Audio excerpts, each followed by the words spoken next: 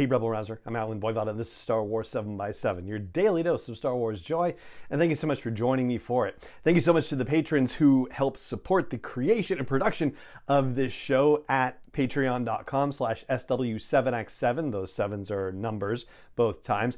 And there's a special treat for patrons of the show at our Patreon right now. The kind folks at Insight Editions gave me a little preview of the massive Return of the Jedi, a visual archive book that's coming out later this year. And so there's some internal spreads that I got to share with patrons of the show. So if you're a patron and listening to the show, then head over there and check them out. And if you're not yet a patron, well, you know where to go. All right, we're here to talk about The Return, which is episode 5 of season 3 of The Bad Batch. This is our patented 7 takeaway breakdown. We're going to start with our high-level overview of the episode, which has to do with the Bad Batch having returned to Pabu for a little rest and relaxation, and they have Nala Se's data pad, which could possibly give them a lead on where Tantus is to help free the rest of their clone brothers and maybe sister if Emery wants to come along.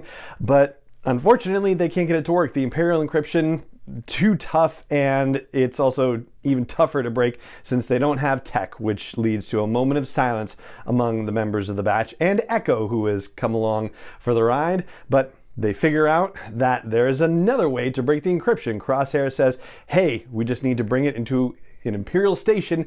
I know a pretty good one for that. And so they end up back on Barton 4, which is the place where Crosshair broke the first time in that episode, The Outpost. And so they go there, and of course there's a lot of action, and they're able to decrypt the data pad, but it really just has medical information from Nala Se, which kind of makes sense. No schematics of the Mount Tantus facility and no additional information about its location, but they do learn that there are a lot more clones there than they had previously thought. They don't give us a number in the episode. They just say, yeah, wow, there's a lot more than we had any idea were there.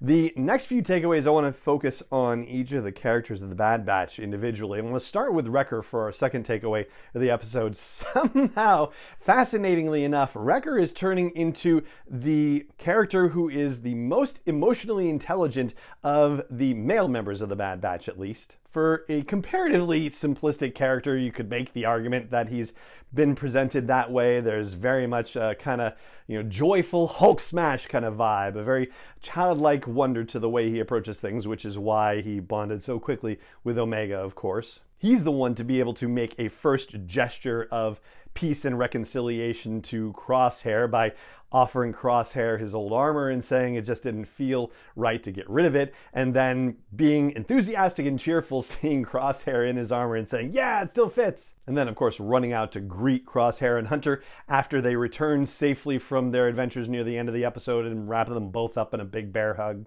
This is as opposed to Hunter, who, for our third takeaway, I would have said would be more sensitive in nature, especially considering his particular adaptation, and yet that sensitivity is playing out as a very wounded kind of situation. He's taking the whole situation very personally, and maybe it has something to do with the fact that he feels guilty about having lost Omega in the first place. That probably hits really close to home when Crosshair calls him on that. I don't know if Hunter necessarily cares about the fact that Crosshair was the one who freed Omega per se, but certainly, yeah, the behavior that Hunter exhibits in this episode is actually, it almost feels a little regressive for him in a way. But he was also a person who had to be convinced that Crosshair was still worth saving. Then you have Omega for our fourth takeaway.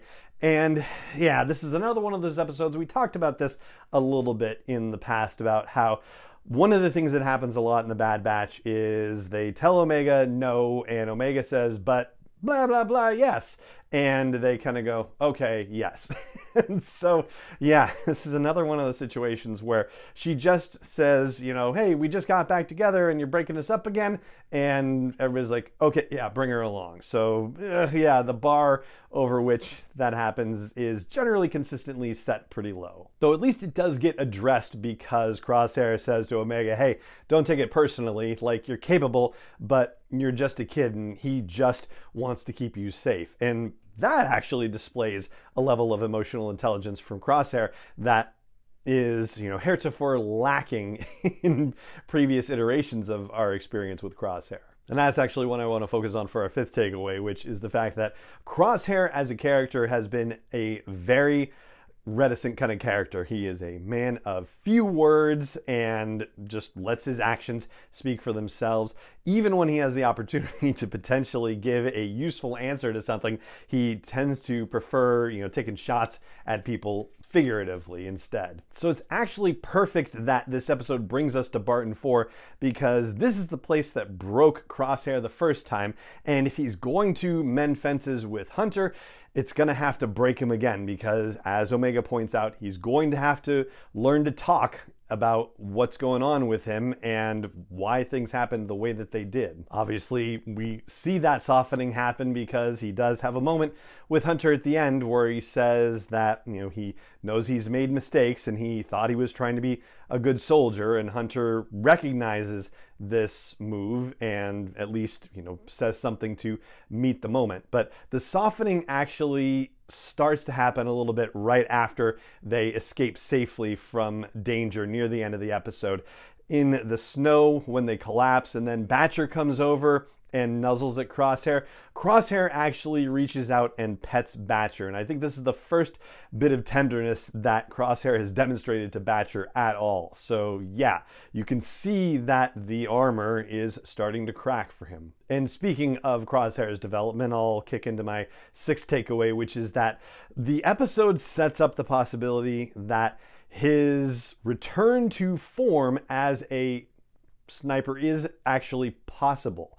So we've been talking in previous episodes about how, Crosshair may have to discover a new role, a new identity for himself now that he is out and maybe his sniper skills aren't what they used to be. However, in conversation with Omega, he talks about how, being a sniper isn't necessarily just about being a good shot. It's about patience and awareness of your surroundings, and also knowing when other people are watching you. And by doing that, the creators of the Bad Batch are basically laying pieces of the foundation that would allow Crosshair to get his groove back for all intents and purposes. And then they show it in action on Barton 4 when that giant ice worm shows up and he's able to fire some successful shots at it. And so that brings us actually to our seventh and final takeaway, which is, man, what a week to have a Bad Batch episode where there's a giant worm that's tunneling under the ice